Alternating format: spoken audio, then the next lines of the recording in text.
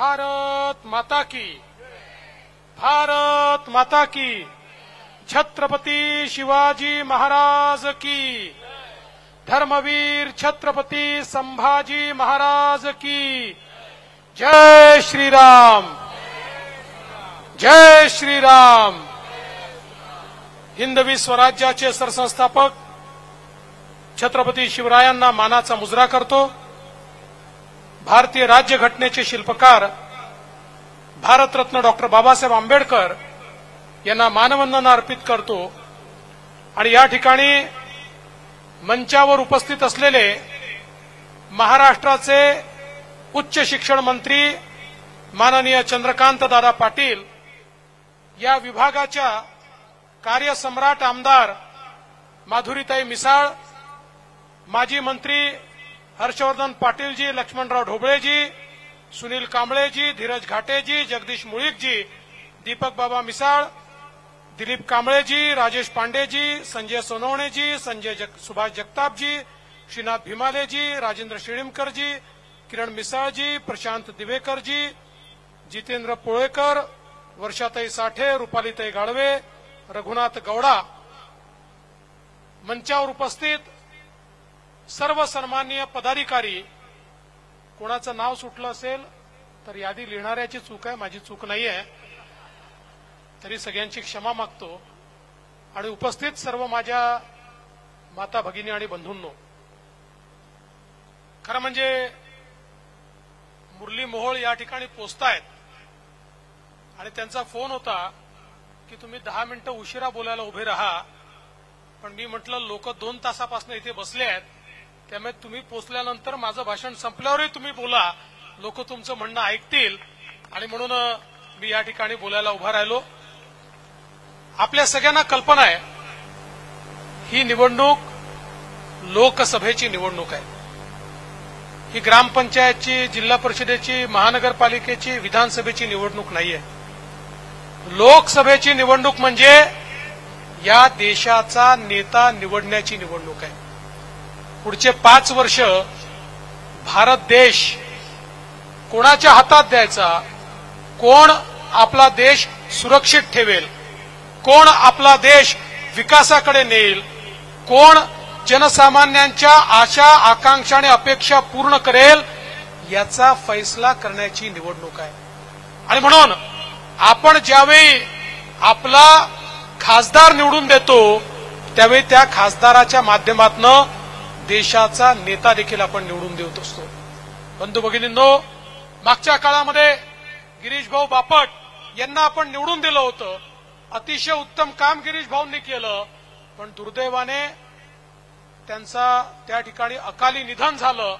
आणि आज एक तरुण तडफदार असलेल्या मुरली अण्णा मोहोळ, माजी महापौर, यांना आपण या ठिकाणी उमेदवारी दिली आहे।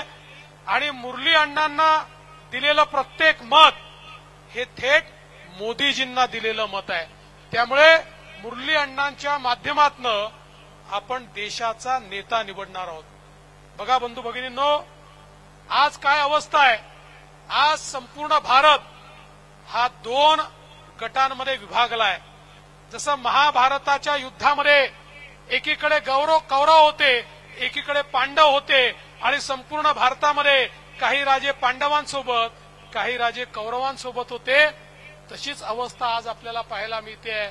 एकीकडे विश्व गौरव असलेले, विकास पुरुष असलेले आपल्या सर्वांचे लाडके नेते माननीय नरेंद्र मोदीजी आहेत, आणि मोदीजींच्या समवेत एकनाथरावजी शिंदे यांची शिवसेना, अजितदादा पवार यांची राष्ट्रवादी, आपले राज ठाकरे यांची मनसे, आठवले साहेबांची रिपाई, पिरिपा, जनसुराज्य, वेगवेगळे आपले रासप, वेगवेगळे आपले पक्ष आहेत, आणि त्याची एक मोठी आघाडी आपण तयार केलेली आहे। आपले नेते मोदीजी आहेत। दुसरीकडे काय अवस्था आहे, दुसरीकडे राहुल गांधी आहेत, आणि त्यांच्यासोबत 24 पक्षांची खिचडी आहे। पण राहुल गांधी जरी नेते असले तरी त्या खिचडीमध्ये कोणीच कोणाला नेता मानायला तयार नाही आहे। आमचा त्यांना सवाल आहे, आमचं सरकार येणार, सगळ्यांनी मिळून ठरवलंय मोदीजी प्रधानमंत्री होणार, तुमचं चुकून जर निवडून आलं, सांगा तुमचे प्रधानमंत्री कोण? त्यांना उत्तर देता येत नाही. मग ज्यावेळेस पत्रकारांनी विचारलं तर सकाळी 9 वाजता एक भोंगा वाजतो त्यांचा. त्या भोंग्यानी सांगितलं की आमचं जर सरकार आलं तर 5 वर्षात आम्ही 5 मुख्यमंत्री बनवू, 5 प्रधानमंत्री बनवू, 5 पंतप्रधान बनवू. आता मी म्हटलं 5 पंतप्रधान बनवायचे तर पहिला कोण बनेल? मग माझ्या लक्षात आलं, आपण लहानपणी संगीत खुर्चीचा खेळ खेळायचो, तसा संगीत खुर्चीचा खेळ होईल. एक खुर्चीमध्ये ठेवली जाईल आणि मग हे सगळे नेते त्याच्या भोवती रिंगण करतील आणि संगीत बंद झाल्यावर जो पहिला खुर्चीवर बसला तो पहिला पंतप्रधान. मग पुढच्या वर्षी पुन्हा संगीत खुर्ची होईल, मग तो दुसरा पंतप्रधान. असे 5 वर्षात 5 पंतप्रधान हे करतील. माझा यांना सवाल आहे, अरे नालायकांनो, ही काही तुमची खासगी मालमत्ता आहे? अरे हा आमचा देश आहे. या भारताला मजबूत प्रधानमंत्री पाहिजे. हा तुमचा खेळ नाही आहे, हा तुमचा खासगी उद्योग नाही आहे, हा तुमचा कारखाना नाही आहे. या देशाला कणखर प्रधानमंत्री पाहिजे आणि तो केवळ आणि केवळ माननीय मोदीजी आहेत. तुम्ही बघा, गेल्या 10 वर्षामध्ये मोदीजींनी या देशामध्ये चमत्कार केला. जगातले अर्थशास्त्री म्हणतात की मोदीजींनी हा चमत्कार कसा केला. 10 वर्षात मोदीजींनी 25 कोटी लोकांना गरिबी रेषेच्या बाहेर काढलं. 25 कोटी हा जगातला एक रेकॉर्ड आहे. आणि अति तीव्र गरिबी या देशामध्ये आता 4% पेक्षा देखील खाली आली. मोदीजींनी गेल्या 10 वर्षामध्ये 20 कोटी लोकांना कच्च्या घरातनं, झोपडीतनं पक्क्या घरामध्ये आणलं. 50 कोटी लोकांच्या घरी गॅस दिला. 55 कोटी लोकांच्या घरी शौचालय झालं. 60 कोटी लोकांच्या घरी आमच्या माता भगिनींना हंडा घेऊन नळावर जावं लागायचं, विहिरीवर जावं लागायचं, नदीवर जावं लागायचं. त्या 60 कोटी लोकांच्या घरी मोदीजींनी पिण्याच्या पाण्याचा नळ पोचवला आणि शुद्ध जल त्यांच्यापर्यंत पोचलं. 80 कोटी लोक असे आहेत की ज्यांना मोदीजींनी 2020 सालापासनं 2 वेळेचं राशन हे त्या ठिकाणी मोफत दिलं. आपल्या महाराष्ट्रातही 7 कोटी लोक असे आहेत की ज्यांना मोदीजी फ्री रेशन देतात आणि पुढचे 5 वर्ष देखील हे रेशन फ्रीमध्ये देण्याचा निर्णय मोदीजींनी घेतलाय. जवळजवळ 64-65 कोटी लोक असे आहेत की ज्यांना मोदीजींनी 10 लाखापर्यंतचं मुद्राचं लोन दिलं. आणि मुद्राचं लोन देत असताना पूर्वी कोणी बँकेमध्ये गेलं तर बँक मॅनेजर विचारायचा, तुझ्याकडे तारण ठेवायला काही आहे का, किंवा तुझ्याकडे कोणी सरकारी अधिकारी तुझा नातेवाईक आहे का जो तुझी गॅरंटी घेईल. ते नसेल तर तुला लोन मिळणार नाही. मोदीजींनी सांगितलं, यांची गॅरंटी मी घेतो. 64 कोटी लोकांना 10 लाखापर्यंतचं लोन विना तारण आणि बिना गॅरंटर मोदीजींनी दिलं. आणि सगळ्यात महत्वाचं काय, टाळ्या याच्यावर वाजवा, याच्यामध्ये 60% महिला आहेत की ज्यांना हे मुद्राचं लोन मिळालेलं आहे. आणि एवढंच नाही, मोदीजींनी 80 लाख बचत गट तयार केली. त्या बचत गटांना 8 लाख कोटी रुपये दिले आणि त्यातनं 10 कोटी महिलांना रोजगार दिला. त्यातल्या 3 कोटी महिलांना आता लखपती दीदी मोदीजी बनवतायत आणि पुढच्या काळात या सगळ्या 10 कोटी महिला लखपती होणार आहेत. हे मोदीजींनी आणलेलं परिवर्तन आहे. मोदीजी म्हणतात, एक पुरुष आपल्या पायावर उभा राहतो तर केवळ पुरुष पायावर उभा राहतो, पण महिला पायावर उभी राहते तर संपूर्ण कुटुंब पायावर उभं राहतं. आणि म्हणून महिलांना अधिकारिता देण्याचं काम मोदीजी करतायत. आज आमच्या मंचावर 20%च महिला दिसत आहेत, पण 2026 नंतर 50% महिला ठेवाव्या लागणार आहेत. कारण मोदीजींनी ठरवलंय 2026 नंतर 33% आमदारही महिला आणि 33% खासदारही महिला. आमचा पत्ता कट होणार आहे आणि महिलांचं राज्य हे मोदीजी या ठिकाणी आणणार आहे. आणि म्हणून बंधू भगिनींनो, समाजातल्या प्रत्येक घटकाचा विचार मोदीजींनी केला. आमचे 12 बलुतेदार, पारंपरिक व्यावसायिक यांचा विचार करून विश्वकर्मासारखी योजना या ठिकाणी आणली. सुतार असतील, कुंभार असतील, लोहार असतील, केश कर्तन करणारे आमचे भाऊ असतील, या सगळ्यांकरता विश्वकर्मासारखी योजना आणली आणि या योजनेच्या माध्यमातून 14,000 कोटी रुपये मोदीजींनी दिले आणि सांगितलं की या व्यवसायाला आधुनिकता आणण्याकरता, त्यांना नवीन प्रशिक्षण देण्याकरता आणि त्यांच्या पुढच्या पिढीने हा व्यवसाय लोकल ठेवायचा नाही, तो ग्लोबल कसा करता येईल याकरता त्यांना सगळ्या प्रकारची मदत आज मोदीजी करतायत. जनसामान्यांच्या जीवनामध्ये परिवर्तन करण्याचं काम आज मोदीजींच्या माध्यमातून होत आहे. आमचे जे या ठिकाणी ज्येष्ठ नागरिक आहे, आज एकीकडे 55 कोटी लोकांना 5 लाखापर्यंतचा इलाज तर मोफत दिलाच, पण 70 वर्षाच्या वरचे जे ज्येष्ठ नागरिक आहेत त्यांना यापुढे ज्या काही रेग्युलर गोळ्या लागतात त्या मोफत, इंजेक्शन लागलं इंजेक्शन मोफत, त्यांना हॉस्पिटलमध्ये ऍडमिट व्हावं लागलं ते मोफत, त्यांना शस्त्रक्रिया करायची गरज पडली ती मोफत, सगळ्या गोष्टी त्यांना मोफत देण्याचं काम हे मोदीजींच्या माध्यमातून होणार आहे. आमच्या दिव्यांगांकरता मोदीजींनी जर्मनी आणि फ्रान्समध्ये ज्या प्रकारचे कृत्रिम पाय बनायचे त्याची फॅक्टरी आपल्या भारतामध्ये लावली आणि आज जे कृत्रिम पाय आपण दिव्यांगांना लावतोय, कालपर्यंत जे चालू शकत नव्हते आज ते सगळे त्या ठिकाणी मोटरसायकलची किक मारतायत आणि मोटरसायकल चालवतायत. हे परिवर्तन मोदीजींनी या ठिकाणी करून दाखवलं. आणि आता तर मोदीजींनी प्रधानमंत्री सूर्यघर योजना आणली आहे. या योजनेच्या अंतर्गत 1 कोटी लोकांनी ऑलरेडी अप्लाय केला आहे आणि हळूहळू सगळ्यांना ती योजना लागू होणार आहे. यामध्ये मोदीजी केंद्र सरकारच्या पैशातून तुमच्या घरावर सोलर लावणार आहेत आणि ती लागल्यानंतर 300 युनिट पर्यंत वीज तुम्हाला फ्री मिळणार आहे, मोफत मिळणार आहे आणि त्याच्यावरची वीज तुम्हाला सरकारला विकता येणार आहे. म्हणजे आपली वीज फ्री आणि प्लस सरकारला वीज विकून तुम्हाला पैसे देखील कमवता येतील. अशा प्रकारची योजना आज मोदीजींनी आणली आहे. या देशातल्या गरीबाला, मध्यमवर्गीयाला आधार देण्याचं काम हे मोदीजींच्या माध्यमातून या ठिकाणी चाललं आहे. बंधू भगिनींनो, आपल्या देशामध्ये पहिल्यांदा मोदीजी एक असे प्रधानमंत्री झाले की ज्यांनी शहरांचा देखील विचार केला. आपल्याकडे शहरांचा विचार कोणीच करायचं नाही. ही शहरं आवाढव्य वाढली. शहरांमध्ये शिक्षण, आरोग्य, रोजगार, मनोरंजन याच्याकरता लोक येत गेले. आल्यानंतर जागा नव्हत्या तर त्यांना झोपडपट्टीमध्ये राहावं लागलं. झोपड्या तयार झाल्या.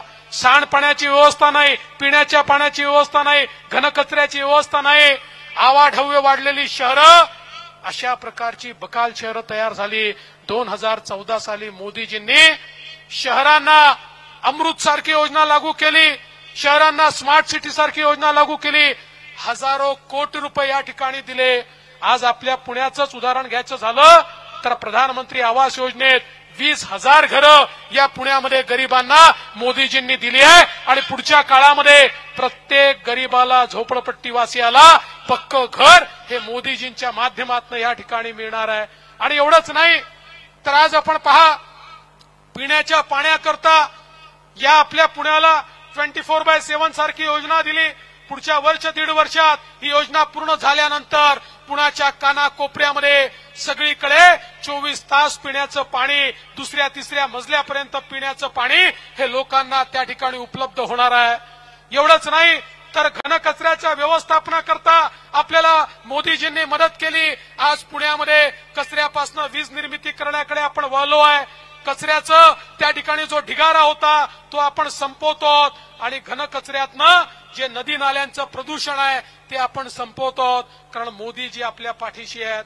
आज आपण पाहू शकतो मुळा-मुठा नदीच्या शुद्धीकरणाची योजना 1900 कोटी रुपये दिले आणि त्या माध्यमातून संपूर्ण पुण्यातलं सांडपाणी जे आमच्या नद्यांमध्ये आमचं सगळं संडासातलं पाणी त्या ठिकाणी जात होतं ते सगळं पाणी शुद्ध करून आमच्या नद्याही शुद्ध होणार आहे आणि त्या ठिकाणी चांगलं पाणी देखील आम्हाला उपलब्ध होणार आहे. त्यामुळे चांगलं शहर तयार करण्याचं काम मोदीजींनी केलं. आज आमच्या पुण्यामध्ये मेट्रो आली. मोदीजींनी ही मेट्रो केवळ इथपर्यंत नाही तर ती आता विस्तारित होते आहे. मोठ्या प्रमाणात त्या ठिकाणी मेट्रोचं जाळं पसरत आहे आणि मी माधुरीताईंचं खरोखर अभिनंदन करेन. मागच्या काळामध्ये हा जो स्वारगेटचा डेपो आपल्याला पाहायला मिळतोय ही आयडिया आमच्या माधुरीताईंची आहे. माधुरीताई माझ्याकडे आल्या आणि त्यांनी सांगितलं या ठिकाणी मल्टी मॉडेल डेपो आपल्याला तयार करता येईल आणि त्या माध्यमातून या ठिकाणी आपल्याला चांगल्या प्रकारच्या सोयी, त्याच ठिकाणनं बस निघेल, तिथनंच आपली मेट्रो निघेल, त्याच ठिकाणी आपला ऑटोचा स्टँड देखील असेल, आपल्या एसटीच्या गाड्या देखील त्याच ठिकाणून निघतील. अशा प्रकारचं मल्टी मॉडेल, अशा प्रकारचा डेपो आज या ठिकाणी तयार होतोय, कारण मोदीजी आपल्या पाठीशी होते. बंधू भगिनींनो, या पुण्याला प्रदूषणातनं मुक्त करण्याकरता मोदीजींनी इलेक्ट्रिक बसेस दिल्या. आज देशामध्ये सर्वात जास्त इलेक्ट्रिक बसेस असलेलं जर कुठलं एक शहर असेल तर ते आपलं पुणे शहर आहे. कारण या पुण्यामध्ये भारतीय जनता पार्टी आणि महायुतीला तुम्ही महानगरपालिका देखील दिली आणि राज्यात देखील तुम्ही आपलं राज्य आणलं. मोदीजींचे आशीर्वाद आम्हाला त्या ठिकाणी प्राप्त झाले. आज आपण पाहू शकतो पुण्याला टेक्नॉलॉजी हब म्हणून आम्ही विकसित करतोय, आयटी हब म्हणून आम्ही विकसित करतोय. या पुण्यामध्ये नवीन एअरपोर्ट आता तयार झालाय, या ठिकाणचा रिंग रोड तयार होतोय आणि त्यामुळे मोठ्या प्रमाणात रोजगाराची संधी देखील पुण्यामध्ये तयार होणार आहे. देशातलं एक सर्वोत्तम शहर म्हणून पुण्याला विकसित करण्याचा आमचा प्रयत्न आहे.